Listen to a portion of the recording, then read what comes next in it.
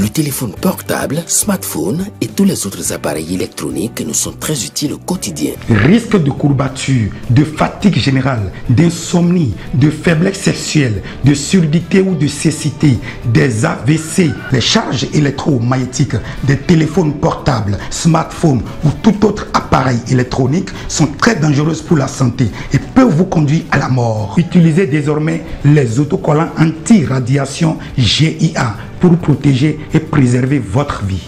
Les amis, faites comme moi, Gégé Lapino, en adoptant DMA GIA.